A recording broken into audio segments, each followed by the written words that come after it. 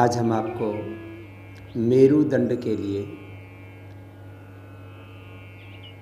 कमर से लेकर के और गर्दन तक जितने भी रीढ़ की हड्डी की समस्याएं हैं, इसके लिए योगाभ्यास बताएंगे।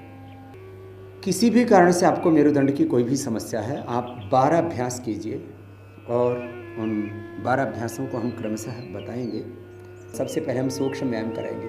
दोनों हाथ सामने खोल लेते हैं, अंगूठा अंदर, उंगलियों पर, मुट्ठियां बंद कर लेते हैं। सूक्ष्म व्यायाम की 7 अभ्यास होंगे। ये पहला अभ्यास है, लंबे लंबे श्वास लेते रहते हैं। ये एक अभ्यास है। दूसरा अभ्यास, दोनों हाथ की अंगुलियां अंगूठे कंधों के ऊपर और दोनों उंगलियां सामने ली।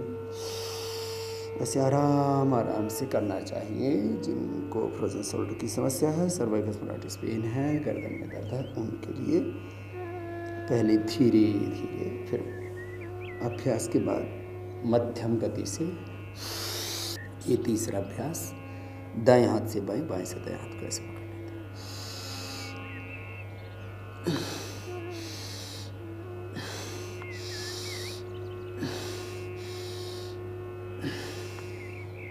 ये चौथा अभ्यास, हाथों से सिर की ओर, सिर से हाथों की ओर एक दूसरे के विरुद्ध दबाव देते हैं। गर्दन में कंपन पैदा होता है।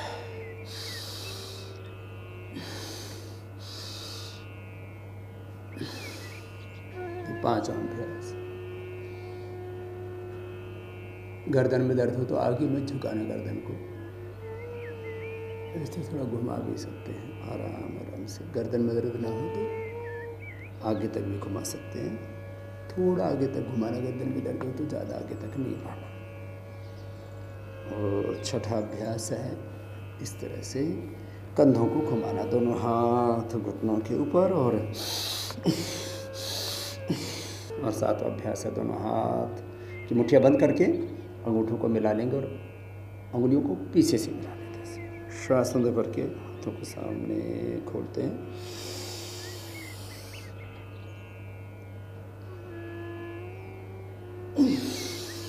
कोहनियाँ इसमें सीधी हो जाती हैं, लेकिन पीछे से हाथ ऐसे नहीं होंगे।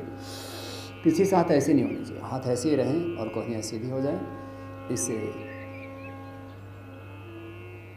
सर्वाइकल स्पॉन्डिलोसिस पेन में, फ्रोजन शोल्डर में, गर्दन के दर्द में विशेष लाभ होता है। सूक्ष्म व्यायाम के 7 अभ्यास। अब आपको बताएंगे उष्ट्रासन और अर्धचंद्रासन। उष्ट्रासन के भी 2 अभ्यास होंगे। अर्धउष्ट्रासन सभी कर सकते हैं।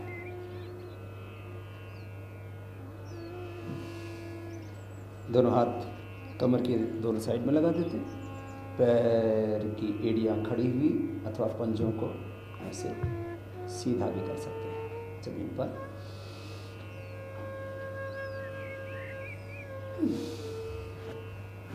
अर्धउष्ट्रासन और पूरा उष्ट्रासन करने के लिए हाथ ऐसे भी ला सकते हैं और श्वास अंदर भर के थोड़ी देर इस स्थिति में रुक जाए, अथवा आप आराम आराम से ऐसे भी हाथों को ला सकते हैं, जैसे आपको सुविधा हो।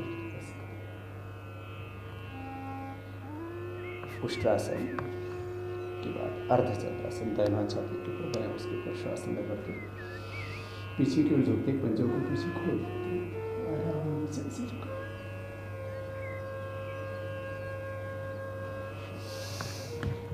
अब उल्टे लेट करके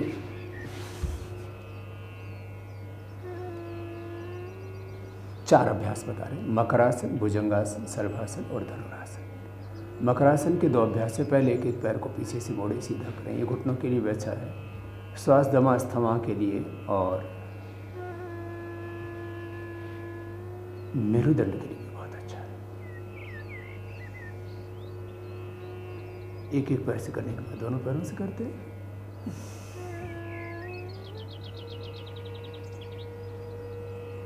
भुजंगासन के भी 4 अभ्यास हैं।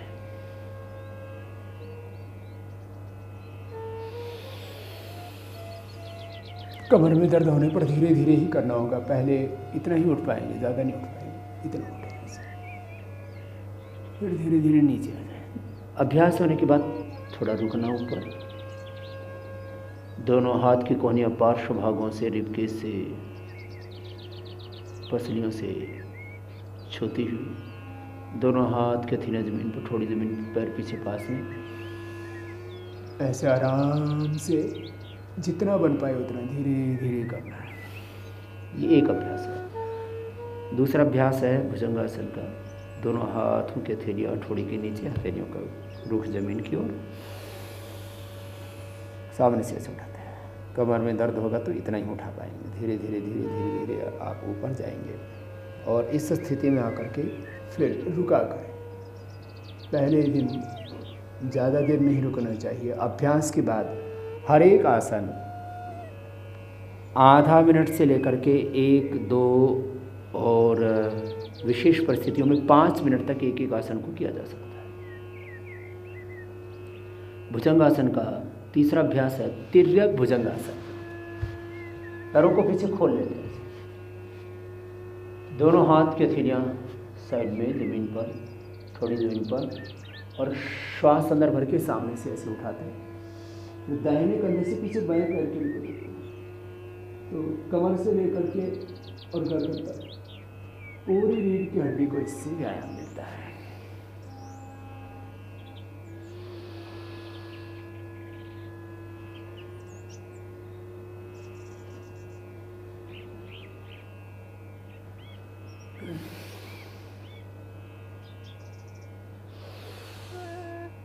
पहले थोड़ा कर पाएंगे जिनको कमर में दर्द है, फिर अभ्यास के बाद अधिक कर पाएंगे। अपवाद रूप में 1% लोगों को छोड़ करके 99% लोग अपनी कमर को इससे अच्छा कर सकते हैं। इतना सुंदर आसन है ये भुजंगासन का चौथा अभ्यास।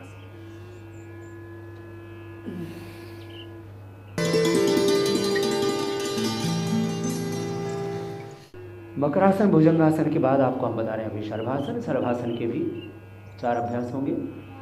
एक एक पैर को पहले ऊपर उठाना, यथाशक्ति रोकने के बाद नीचे ले आना। कोई भी योगाभ्यास जोर जबरदस्ती नहीं करना, सहजता के साथ योगाभ्यास करना चाहिए। ऐसे क्रॉस करके उठाना, ये शलभासन का दूसरा अभ्यास है। अब दोनों हाथों को कमर के पीछे रख लेते हैं ऊपर, श्वास अंदर भर के सामने से उठा देते हैं।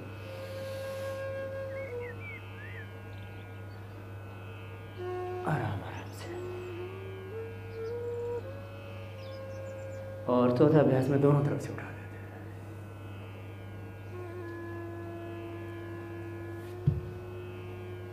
दोनों पैरों को पीछे से मोड़ते हैं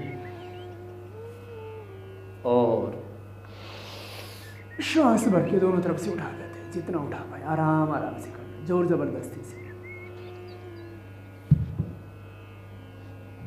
ये उल्टे लेट करके 4 अभ्यास है। सीधे लेट करके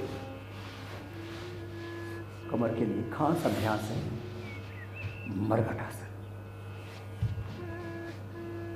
दोनों हाथ की हथेलियां ऊपर की ओर, दोनों हाथ कंधों के बराबर, दोनों पैरों को मोड़ लेते हैं। मरघटासन बहुत ही महत्वपूर्ण अभ्यास है कमर दर्द के लिए। दाहिनी तरफ पैर, बाईं तरफ पैर, एड़ी पर एड़ी, पंजे पर पंजा, घुटने पर घुटना, एक घुटना जमीन पर, दूसरा घुटना घुटने की, ऐसे एक तरफ पैरों को लेकर के गए, फिर बीच में वापस आ गए। श्वास अंदर भर करके पैरों को ऐसे साइड में ले जाते हैं और नीचे जाने के बाद श्वासों की गति आप सामान्य कर सकते हैं।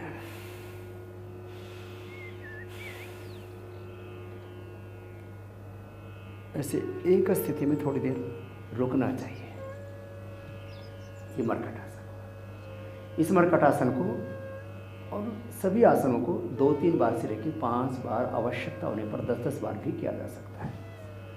घुटनों में पंजों में फासला, मरघटासन का ये दूसरा अभ्यास, ये बहुत ही महत्वपूर्ण है कमर दर्द के लिए। योगाभ्यास में भुजंगासन और मरघटासन, ये 2 आसन तो कमर दर्द के लिए हम अवश्य ही करवाते हैं। जब भी योगाभ्यास कराते हैं, कमर का दर्द हो या ना हो, मेरुदंड की कोई समस्या हो या ना हो, क्योंकि योग का प्रयोजन है स्वस्थ व्यक्ति को और अधिक स्वस्थ बनाना और जो रोगी हो चुका है उसको भी निरोगी बनाना। ये मरकटासन का दूसरा अभ्यास है। घुटने पंजों में फासला होता है, ये घुटना जमीन पर आ जाता है, दूसरा घुटना पंजे के ऊपर, गर्दन विपरीत दिशा में, और ऐसे एक स्थिति में शरीर को थोड़ी देर रोक करके रखते हैं। ये मरकटासन का दूसरा अभ्यास। और मरकटासन का तीसरा अभ्यास है, दाहिने पैर को ऊपर उठाते हैं, बाईं तरफ ले आते हैं। जिनको कमर में दर्द होगा वो इतना ही पैर को ला पाएंगे साइड में, और जिनको कमर में दर्द कम है अथवा जैसे जैसे कमर में दर्द कम होता जाएगा, फिटनेस बढ़ती जाएगी, फ्लेक्सिबिलिटी बढ़ती जाएगी, आपका पैर हाथ के पास चला जाएगा, ऐसे गर्दन विपरीत दिशा में।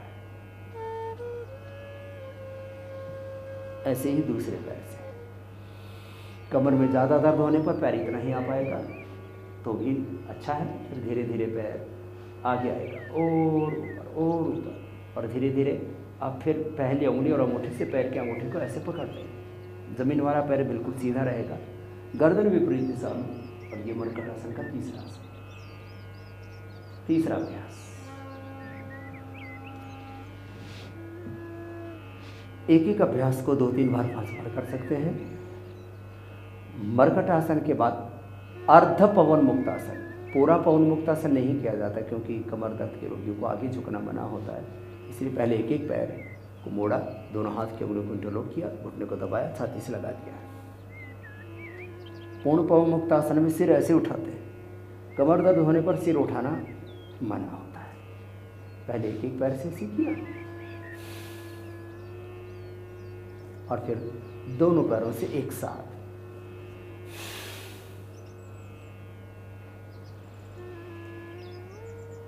पंजे नीचे की ओर दबे हुए, एड़ियां कुल्लों से लगभग छूती। ये अर्ध पवन मुक्तासन। एक पाद उत्तानासन। एक एक पैर को ऐसे ऊपर उठाना, नीचे लेके आना। जिनको कमर में दर्द वो इतना ही उठा पाएंगे, 30 डिग्री 60 डिग्री ऐसे 90 डिग्री तक पैर को ला सकते हैं, ऊपर और नीचे ऐसे। कमर दर्द के लिए बहुत ही महत्वपूर्ण है कंधरासन अथवा सेतु बंधासन जिसको कहते हैं। पैरों को मोड़ लेते हैं, घुटनों से रखने के पास पैर को पकड़ लिया, श्वास अंदर भरा, बीच से उठा दिया और ऊपर उठा करके थोड़ी देर इसी स्थिति में रुक जाते।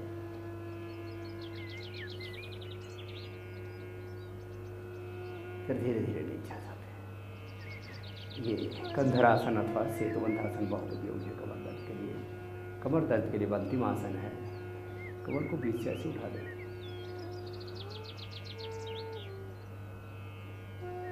कमर से लेकर के गर्दन तक पूरी स्पाइनल कोड ऊपर उठ रही है और फिर नीचे दबा देते, नीचे पूरी दबा देते। और जब ऊपर उठाएंगे तो पूरा ऊपर उठा देंगे।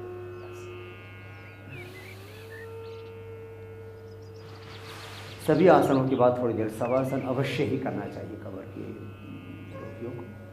दोनों हाथों को ऊपर उठाएं, आप बड़े बड़े और गर्म गर्म ऊर्जा का उष्मापन आंखों को करके आंखें खोलें और बंद कर